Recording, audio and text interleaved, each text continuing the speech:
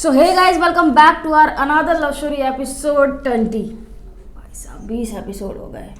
क्या कहते हो?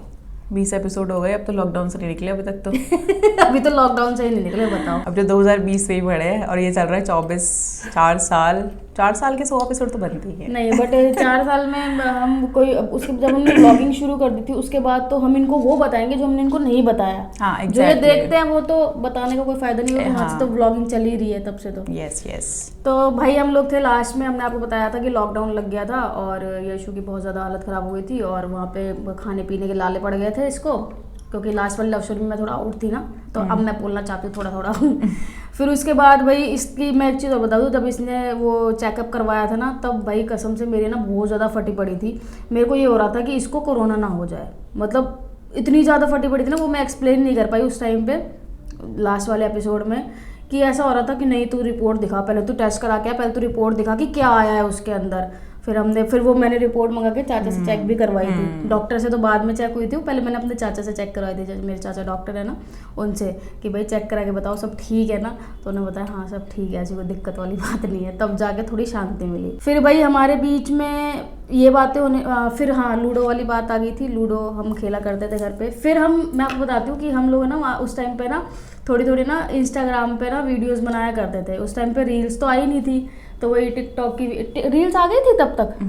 आ गई थी रील्स? नहीं, टिकटॉक रील्स नहीं आई थी। मतलब उसमें पहले पोस्ट का ही ऑप्शन था, उसी में रील उसी में हम लोग वीडियोस डाल दिया करते थे। तो पर उस टाइम पे मैं टिकटॉक पे ही बनाते थे हम। हाँ, तो वही वो वीडियो उठा के ना वही डाल दिया करते थे, क्योंकि वहाँ पे रील्स का ऐसा कोई ऑप्शन आया नहीं था। फिर उसके अंदर हमको थोड़े बहुत लोग जानने लगे दोनों को। फिर हम लोग लाइव भी आया करते थे। जानने तो खैर पहले से लग गए थे, बट जैसे एक होता ना इंस्टा पे एक्टिव होना, तब हम इंस्टा पे एक्टिव हो गए थे लॉकडाउन के टाइम पे। फिर हम लोग वहाँ पे वीडियोस डालते थे, लाइव आते थे, डेली रात को लाइव आते थे। ये वहाँ से आती थी, मैं यहाँ से आती थी। फिर हमको मतलब लाइव में बहुत सारे नेगेटिव कमेंट्स भी आते थे और उस टाइम पे सबसे ज़्यादा जो हेट मिलता था ना वो यशु को मिलता था। मुझे भी नहीं पता भाई क्यों मिलता था, क्योंकि ये सबसे ज़्यादा बोलती थी, ये अपनी बातें रखती थी, जो कि ये आज भी करती है और उसी वजह से इसको आज भी थोड़ा बहुत जो हेट मिलता है वो इसको मिलता है, मेरे को भी मिलता है, बट कंपेयर अगर मैं करूँगी तो इसको आज भी बहुत ज़्यादा हेट मिलता है। उस टाइम का जो इंस्टाग्राम पे प्यार भी बहुत मिला क्योंकि लिमिटेड जनता थी। हाँ। लेकिन उसी लिमिटेड जनता में बहुत ज़्यादा हेटर्स भी थे, क्योंकि LGBTQ कपल में उस टाइम पे ऐसे लेस्बियन के कपल में इस तरीके से नहीं था, ओपन अप नहीं था इतना। हाँ। तो लोग ऐसे सामने आने से डरते थे। वीडियोस कुछ लोग बनाते थे लेकिन ऐसे ओपन अप नहीं था, किसी ने एक्सेप्ट नहीं किया था कि हम इस रिलेशन में हैं। और मैं तो शुरू से ही, जब से मैं सोशल मीडिया पे आई थी, चाहे वो इंस्टा हो चाहे कुछ हो, तो मैं यही बोलती थी कि शादी करनी है। मैं कभी भी इस चीज़ से चूकती नहीं थी कि मुझे बात बोलनी है, तो लोग मेरे को क्या किस तरीके से जज करेंगे। हाँ। मुझे उनकी राय से इस बात में कोई फ़र्क नहीं पड़ता था। तो वही सेम चीज़ उस टाइम पे भी हुई और लोगों का मुझे हेट इसलिए मिलता था कि भाई एक तो इसी चीज़ पे मिलता था कि भाई उनको लगता था कि ये बोलती है, ये सीधा सीधा मुँह पे बोलती है, और लोगों का कहना ये था कि ये बातें प्रैक्टिकल नहीं है, जो तुम बातें करती हो ये प्रैक्टिकल नहीं है, कहने में सही है, साथ रहने में सही है, और दो बहनों की तरह भी तो साथ रह सकते हो, दोस्त बन के भी तो साथ रह सकते हो। और आप सोचो कि इतनी ज़्यादा प्रॉब्लम्स थी उस टाइम पे कि अगर मैंने बोला कि ये मेरी बंदी या मेरा बंदा है, अगर मैंने मेरा बंदा भी बोल दिया तो उस पर भी बवाल था कि ये बंदा कैसे हो गया, ये तो लड़की है, तो ये उस टाइम पे तो बहुत ज़्यादा था। हाँ, मतलब वो अब ज़्यादा है। हाँ, वो पति के लिए भी है। तो कुछ चीज़ें ऐसी होती थी। फिर एज यूजुअल जो मैं झेलती आ रही हूँ अपने ऊपर कि बड़ी लगती है, इसकी माँ लगती है। उस टाइम पे तो और उस टाइम पे तो इतना सामने से इतना गंदा था ना कि लोग ऐसे बोलते थे, और मैं खुद छोटी लगती थी यार उस टाइम पे, कि मैं फोटोज डाल दूंगी तो देख लेना। ऐसे तो आप लोग देख ही चुके हो। और लोग उस टाइम पे ये भी बोलते थे कि बिल्कुल भी सुंदर नहीं है, क्या देख के पायल ने इसको चूज की है, इसे तो लाख गुना सुंदर लड़कियां मिल जाएंगी। क्योंकि लोग हमेशा ना एक्चुअली ये किसी पर्टिकुलर पर्सन के बारे में नहीं है, लोग सच में हमेशा ना चेहरे से खूबसूरती तोलते हैं कि अगर चेहरा खूबसूरत है तो मतलब इंसान खूबसूरत है। फिर उसमें उसके दिल, उसके गुण, उसके इमोशंस, उनसे कोई फ़र्क ही नहीं पड़ता, बस चेहरा खूबसूरत होना चाहिए तो इंसान खूबसूरत है। तो वो एक दौर जो था ना वो इस तरीके से निकल रहा था, हेट वाला। लेकिन उस टाइम पे भी हमें प्यार करने वाले कुछ पर्टिकुलर लोग आज भी जिनके साथ हम जुड़े हुए हैं उस टाइम के, और आज भी उनसे बात होती है, बहुत अच्छे से बात होती है, बहुत ही तरीके से। और अच्छा लगता है। सोशल मीडिया पे शायद आप लोगों को जानते भी नहीं हो, क्योंकि हमने कभी इस तरीके से उनको दिखाया नहीं। बीच में हमारी लाइफ में बहुत लोग आए उस टाइम पे जो जुड़े थे, आज वो नहीं है हमारे साथ। काफी वो तो मिलते हैं, बिछड़ते रहते हैं लोग यार, बहुत सारे आए, बहुत सारे चले गए। कुछ उस टाइम पे बहुत एक्टिव थे वो साल भर बाद चले गए, क्योंकि सोशल मीडिया एक ऐसा प्लेटफॉर्म है, कभी आप किसी से कनेक्ट कर पाते हो, कभी आप किसी से कनेक्ट कर पाते हो। और वो हमारी लाइफ को देख रहे हैं, हम नहीं देख पा रहे उनकी लाइफ को। हाँ तो हमें नहीं पता कि मतलब ये मैं उन चीज़ों के बारे में बोल रही हूँ जिनको हम बाय यूजर नेम जानते हैं कि ये बंदा उस टाइम पे बहुत एक्टिव था, ये बंदी उस टाइम पे बहुत एक्टिव थी। ऐसे वाला मतलब हमें ना लिटरली नेम याद हो गए थे अपने फैंस के कि यार ये है गिने चुने क्योंकि लोग आते थे उस टाइम पे। बट उस टाइम पे भी हमें बहुत बहुत प्यार मिला, बहुत प्यार मिला सच में, मतलब हेट से ज्यादा प्यार मिला भाई। उस टाइम पे भी कमेंट्स में लड़ाई हो जाती थी कि यीशु के बारे में किसी ने कुछ बोल दिया लाइव पे हाँ, क्योंकि हम लाइव ले लेते थे ना लोगों को, तो भाई बहुत घमासान होते थे उस टाइम पे। तो अब तो थोड़ा सा ज्यादा हम भी मैच्योर हो गई, तो हम थोड़ा इस चीज को अवॉइड करते हैं। तो भाई ये बना के लोग आते थे भाई साहब, ये तो पता ही आपको सोशल मीडिया का चलन ही है कि हेटर्स का काम होता है, कोई ये कर ले, कोई ये बना ले, दूसरी ब्लॉक, तीसरी, चौथी, पांचवी, ऐसे 10-10 आइडिया बना मतलब वही उस टाइम पे लोगों को चुल जाती थी कि ये भी नए नए आए हैं, ये क्यों इतना अपने आप को दिखाने की कोशिश कर रहे हैं। तो हमारी लव स्टोरी में ये चीजें थोड़ी सी आई, जिन्होंने हमको तो खैर ऐसा कोई इफेक्ट किया नहीं इन सारी चीजों ने। तो बेसिकली बस हमारा टिकटॉक का रोमांस चल रहा था, और हम बस रोज मैं तो रेडी होके कोई ना कोई रील बनानी थी कि मैं इस बंदे को, और मैं भी भाई डेली रील्स बनाती थी। उस टाइम पे लॉकडाउन बाल इतने बड़े हो गए थे ना, बाल और आईब्रो इतनी बड़ी बड़ी हो गई थी, बट वो मेरे को पसंद आते थे। वो मेरा ना एक हेयर स्टाइल ऐसा था कि पीछे से तो बाल मेरे छोटे थे और आगे से बड़े हो गए थे, तो मैं छोटी सी चोटी बनाती थी, मुझे पूरे मुंह पे आते थे, बहुत सुंदर लगती थी यार, मजा आता। और मेरा तो भाई आईब्रोज का ही पंगा था, तो मैं तो क्या ही करती, वहाँ पे कुछ था ही नहीं क्योंकि मेरी आईब्रोज, अब तो ये मेरे पति ने उस तरह मार मार के छोटी कर दी, तो मेरी हैवी आईब्रोज थी, तो बहुत साफ दिखेंगी आपको उन रील्स में जो यहाँ पे दिखेंगी। लेकिन उस टाइम की रील्स मेरी आज भी फेवरेट है जो मैंने इनके लिए बनाई है। वो उसके बाद कभी दोबारा बना नहीं पाई मैं, वैसे एक्सप्रेशन पता नहीं आए नहीं आए, क्योंकि वो सोलो वीडियोस होती थी, प्यार में होती थी, सच में कहीं भी बैठ के कुछ भी बना लेती थी मैं। तो भाई ये सब कुछ चल रहा था कि रोज रेडी होना है एक दूसरे के लिए रील बनानी है, फिर पोस्ट करने के बाद उसको बोलना है, तूने देखा मैंने रील डाली तेरे लिए, तूने देखा मैंने रील डाली। तो ऐसे चलता था हमारा दोनों का।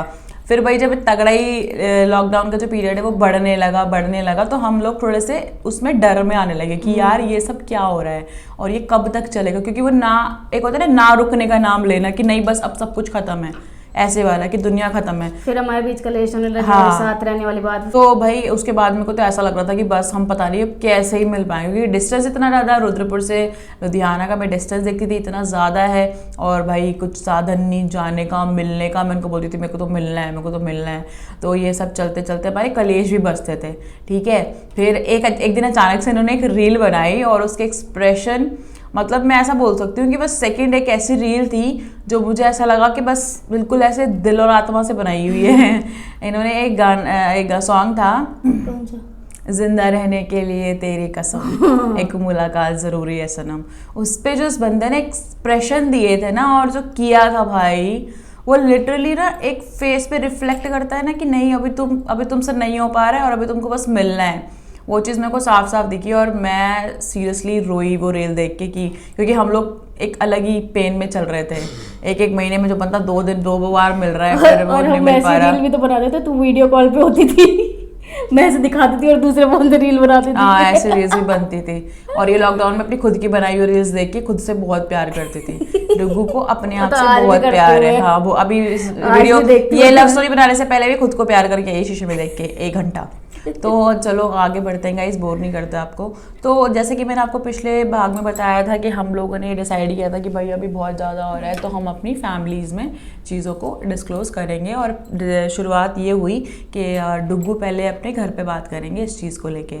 इनडायरेक्टली इनके जो मतलब सिबलिंग्स हैं उनको ये चीज़ पता थी कि भाई ऐसा है, पता तो सबको ही था अगर मैं बोलूँ तो, बट डायरेक्टली इस बारे में बात नहीं हुई थी कभी ना, इन्होंने कभी इस तरीके से बात की थी। और हाँ, मम्मी से मेरी एक बार बात हुई थी जब मैंने उनको बताया था कि भाई मुझे इंटरेस्ट नहीं है लड़कों में, तो लड़कियों में इंटरेस्ट है, बस इतनी बात। अपनी शादी वाली बात भी बता दो। इतनी बात हुई थी क्या? मतलब कि जब आपके लिए रिश्ते आते थे लड़कों के? हाँ, वो तभी की बात है। तो बताओ ना गाइस। मतलब मेरे लिए जब उस टाइम पे बहुत ज़्यादा पहले भाई होता था कि शादी करो, तो उस टाइम में मैंने मम्मी को ऐसे हल्का से बताया था, तो उस बारे में ना मम्मी ने आगे बात की ना मैंने आगे से बात की। हल्का सा बताया, क्या बताया गाइस? वही तो बता रही हूँ कि मैंने मम्मी को मैसेज किया था कि भाई मुझे लड़कों में इंटरेस्ट नहीं है, तो मेरी शादी को लेके आप लोग बात मत किया करो और ऐसे ऐसे। तो मम्मी ने बोला क्यों, लड़कियों में इंटरेस्ट है ऐसे करके? तो मैंने बोला हाँ लड़कियों में इंटरेस्ट है मुझे, बस वो बात वहीं पे खत्म हो गई थी। तो और हाँ, उस टाइम में मम्मी ने ये भी बोला था कि कि कौन मिलेगी तुझे ऐसी लड़की जो मतलब तेरे से शादी करेगी, ऐसे करके बात हुई थी। तो वो चैट मैंने कहा मिल जाएगी कभी जब मिलनी होगी, बट मेरे को लड़के से शादी नहीं करनी। तो ये बात यहाँ पे, ये वाली जो टॉपिक था यहीं पे एंड हो गया था, इतनी सी बात में। इसके बाद हमारे बीच में कभी इस टॉपिक को लेके कभी कोई बात नहीं हुई। फिर उसके आगे बताओ। क्योंकि ये इनकी मम्मी का नेचर बहुत ही कम बोलने वाला है, गिने चुने शब्दों वाला, और ये चुप रह के किसी का भी खून जला सकते हैं दोनों लोग। सच बता रही हूँ, चुप रह के, क्योंकि मुझे शांति बहुत खटकती है, क्या खुजली आ रही है यहाँ पे। तो भाई जैसा कि हमारा ये डिसाइड हुआ कि भाई अभी ये बात करेंगे अपने घर पे, तो हमने पूरा प्लान किया कि पहले ये अपने घर पे बात करेंगे और उसके बाद मैं अपने घर पे बात करूँगी। तो हमने कहा कि चलो शुरुआत आपके यहाँ से करते हैं। तो पहले इन्होंने ये चीज़ की शुरुआत की अपने कज़न ब्रदर के थ्रू कि भाई मम्मी से चीज़ों के लिए प्लीज़ बात करो। तो उन्होंने बात करने की कोशिश की, लेकिन वहाँ से कुछ खास रिस्पॉन्स मिला नहीं, क्योंकि मुझे लगता है कि शायद उनका मतलब ये मानना होगा कि डायरेक्टली पायल ही आके इस चीज़ पे बात करे और एक डायरेक्ट कन्वर्सेशन हो, बजाय इसके कि एक कोई और पर्सन आपकी चीज़ों को वहाँ पे उनके बताए। तो शायद उन्होंने इसलिए इस चीज़ पे ज़्यादा बात, वहाँ पे कुछ खास एक जवाब जो आना चाहिए, जैसे उन्होंने बताया कि भाई एक लड़की है और पायल का ऐसे ऐसे है, तो दोनों साथ रहना चाहते हैं, तो उस पर उनका कोई ख़ास रिस्पॉन्स आया नहीं था। तो जब ये चीज़ हमको पता लगी तो भाई हम थोड़ा ये मतलब रो रहे थे, और फिर जब उन्होंने मेरे को बताया तो मैं बहुत ज़्यादा इस चीज़ को लेके हर्ट हुई कि यार ऐसे मतलब क्यों हो रहा है, और डायरेक्टली कोई बात नहीं। तो फिर मैंने इनको बोला कि आप इस बात में डायरेक्टली बात करो, क्योंकि मुझे लगता है कि आप ज़्यादा अच्छे तरीके से अपनी चीज़ों को बता पाओगे कि आप क्या फील करते हो। और मैंने जो भी इन्होंने मुझे बताया था अब तक अपनी फैमिली को लेके, तो मुझे लगता था कि वो उस चीज़ को अंडरस्टैंड करेंगे, क्योंकि जब एक बार शादी के लिए मना करने के बाद उन्होंने इस पर दोबारा सवाल नहीं उठाया तो डेफिनेटली वो उस चीज़ को अंडरस्टैंड करते। और उनको पता भी था कि भाई हमारे घर में तो मेरी बेटी के साथ कभी लड़के ही नहीं आते, लड़कियाँ ही आती हैं। दोस्त तो सारी नहीं, दोस्त लड़के हैं लेकिन खास दोस्त लड़की हैं। तो वहाँ से वो चैप्टर जो है ना बिल्कुल अच्छे से पता लग जाता है बंदे को। तो भाई इन्होंने फ़ोन, यही बताएंगे अब यहाँ से। तो मैंने फ़ोन नहीं किया था, फिर मैंने अच्छा मैसेजेस चलते थे इनके, तो सॉरी इनके आज ही मैसेजेस चलते हैं। फिर मैंने मैसेज किया अपनी मम्मी को, वो जो मैंने ऊपर मैसेज किया था ना कि मम्मी ने जो मैसेज किया था कि तेरे को कोई कौन मिलेगी लड़की ऐसे करके, तो मैंने उस पर रिप्लाई करके मैसेज किया। मैंने कहा आपको याद है आपने एक बार बोला था कि कोई लड़की नहीं मिलेगी? कहती हाँ। मैंने कहा मिल गई। भाई तेरा फिल्मी सा सीन था ना, मैंने कहा मिल गई। अच्छा कौन है? मैंने बता दिया, मैंने कहा ऐसे ऐसे है, ये नाम है उसका। अच्छा फिर कहाँ रहती है, क्या करती है? मैंने कहा ऐसे ऐसे बैंक में जॉब करती है। अच्छा देखो बेटा उनका ऐसे आता है, देखो बेटा अभी थोड़ा टाइम लो, अभी तुमने मतलब अभी तुम्हारे कितना महीना हुआ है तुम्हें मिले हुए? मैंने कहा मिले हुए तो हमें हो गए, काफ़ी टाइम हो गया, ऐसे ऐसे करके। मैंने कहा आपको पता नहीं था? अच्छा देखो बेटा मेरे को कोई दिक्कत नहीं है, लेकिन पहले तुम लोग मतलब ऐसे थोड़ा मिलो जुलो, एक दूसरे का नेचर जानो कि कैसे है क्या है। फिर और क्या बोला था मेरे को ध्यान नहीं आया। तो फिर इन्होंने बोला कि नहीं मैं उसको अच्छे से जानती हूँ, इतने टाइम से आप नहीं मिले हो ना इसलिए आप नहीं जानते, मैं तो मिल चुकी हूँ। बेटा तूने जो गई है उन सब के बारे में यही बोला था।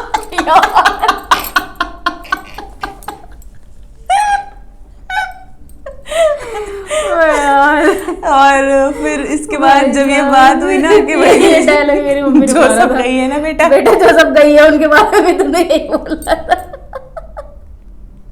कहाँ है वो आज तेरे साथ बता? उनके तो किसी की शादी हो गई, किसी के बच्चे हो गए, तू कहाँ है? तू दे अपने आप को देख, तू किधर है? तू तो यही बैठी है ना। तो फिर यहाँ से ये जो बात आई कि भाई तू कहाँ है, देख वो कहाँ है, तूने सबका इतना किया, कौन है तेरे साथ? आज है कोई तेरे साथ? नहीं ना, सब तुझे मुसीबतों पर डाल के चले गए, कोई है नहीं ना। अभी तू इसके बारे में ऐसा कैसे कह सकती कि ये भी साथ रहेगी? हो सकता है कुछ टाइम रह के वापस चली जाए। ये बातें उनकी आ गई। और उसके बाद एक एक पर्टिकुलर पर्सन की जो भी इनकी लाइफ में पास्ट आ चुकी हैं उनकी पर्टिकुलर कहानियां शुरू हो गई। देख तूने उसका इतना किया, तूने उसके लिए ये किया, तू घर से भी वहाँ जॉब करने गई लेकिन उसने क्या किया, नहीं है ना तेरे साथ बेटा कितना किया, फिर छोड़ो कोई बात नहीं, पापा ने भी छोड़ दी ये बात, हमने भी छोड़ दी, फिर तुझसे मिली, फिर तो उसको घर पे लेके आई, फिर इसने भी इतना कुछ किया, इतने सारे कलेश किए, मैं वहाँ से भाग के आई, फिर इसने भी तेरे साथ इतना बुरा किया, फिर तू रोई, फिर तू डिप्रेशन में गई, हमने फिर भी छोड़ दिया, चल इसको भी जाने दे, फिर ये तेरी जिंदगी में आई, इसके लिए तू इस जगह पे जॉब करने गई, फिर इसने भी तेरे साथ बुरा किया, तूने कितना किया है बेटा सबका, लेकिन इन्होंने सब तेरे साथ क्या किया। नहीं बेटा प्यार व्यार के चक्कर में मत पड़, ये सब नहीं होती सही, ये रहने वाली नहीं होती, तुझे क्या लगता है ये निभाएगी तेरे साथ, मुझे तो नहीं लगता बेटा। तो भाई वो सबकी कहानियां खुल गई मुझे, मम्मी वो ऐसी नहीं है। मैं है ना अपनी बात है ना खुल के नहीं रख पाती, और ये है ना मेरी सबसे बड़ी गलती थी, सबसे बड़ी गलती जिंदगी की।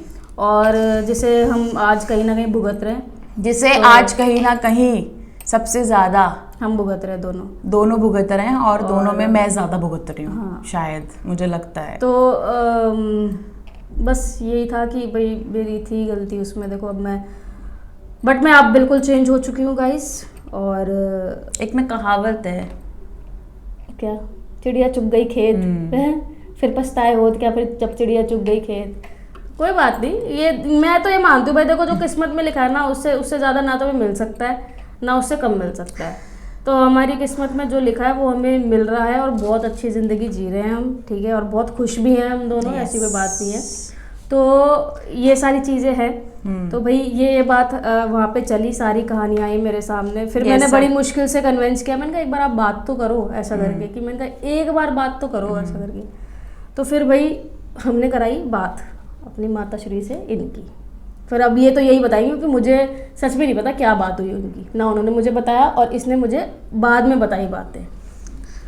तो इन्होंने मेरे को पहले डोज दे दिया था कि भाई ऐसे करके तेरे को मम्मी का फ़ोन आएगा, और अपने पूरे परिवार के बारे में एक एक चीज़ बताई हुई थी कि भाई इनका नेचर इतना स्ट्रिक्ट है, इतना नेचर इनका स्ट्रिक्ट है। तो मैं ऑलरेडी, मेरे को स्ट्रिक्ट नेचर वालों से बहुत डर लगता है, क्योंकि मैं हूँ थोड़ी आपको पता है मेरी नेचर कैसा है, बच्चा बन जाती हूँ मैं मैच्योर भी बन जाती हूँ, लेकिन मेरा थोड़ा सा वैसा नेचर है कि मैं बहुत लिमिटेड बात नहीं कर सकती, फॉर्मेलिटी में बात नहीं कर सकती, गिना चुना नहीं बोल सकती, क्योंकि वो मेरी नेचर में नहीं है।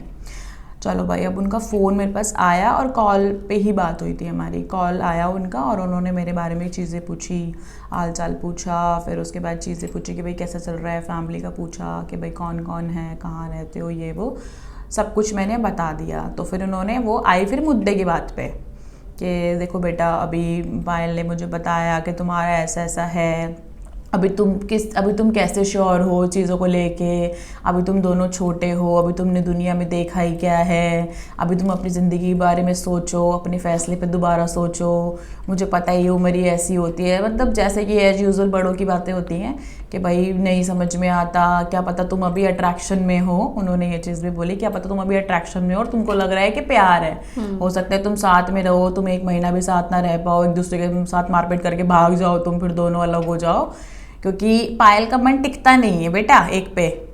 तो मैंने कहा कोई बात नहीं, वो तो मैं टिका दूंगी, मेरे वर्ड्स फिर भी ऐसे ही थे क्योंकि मैं भाई ऐसी बात करती हूँ। मैंने बोला वो कोई दिक्कत नहीं है, मैं टिका दूंगी। तो उन्होंने बोला कि देखो वो साथ रहने वाली बात होती है। मैंने बोला मैं यहाँ पे जॉब करती हूँ, वो वहाँ पे करते। तो उनका एक आया कि मतलब कि जब बहुत सारी हमारी बातचीत हो गई, कुछ चीज़ों को लेके बात हो गई और मैं हर चीज़ पे उनको जवाब दे रही थी, क्योंकि मैं अपनी बात रख रही थी।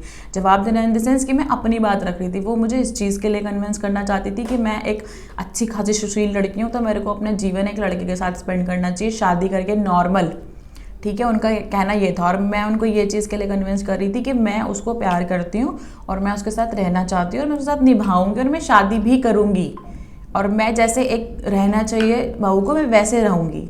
तो मैं उस चीज़ के लिए उनको कन्विंस कर रही थी क्योंकि मुझे अपनी एबिलिटीज़ पे पूरा भरोसा था कि मैं चीज़ों को अच्छा कर सकती हूँ, मैं किसी से भी प्यार कर सकती हूँ। मतलब मेरा ये नेचर था, क्योंकि मैं सामने से किसी को बहुत ही कम कुछ कह पाती हूँ और आपको मेरी नेचर देख के से पता नहीं लगेगा, लेकिन सीरियसली मैं सामने से ना, जैसे कि मेरा जो फैमिली का बंदा है, मैं सामने से उसको नहीं कह सकती बुरा। मैं ऊपर जाके भले ही रो लूँगी, कोने में बैठ के रो लूँगी, अपना गुस्सा निकाल लूँगी, इनसे लड़ लूँगी, लेकिन मैं नहीं कह सकती। ये मेरी नेचर है और ये नेचर मेरी शायद इस इंसान से ज़्यादा कोई नहीं जान सकता, क्योंकि मैं इसी के सामने रोई हूँ, बहुत बेइंतहा रोई हूँ, बेइंतहा। उतना तो कभी आपने कैमरा में भी कितना ही देखा है मेरे को असली चीज़ों पे। तो भाई ये सारी चीज़ों के बारे में बात हो रही थी और अभी आगे नहीं बताना। उन्होंने नहीं, मैं इसी चीज़ पे बता रही हूँ। नहीं आगे बताना ही नहीं, क्यों? कल बताएंगे ना।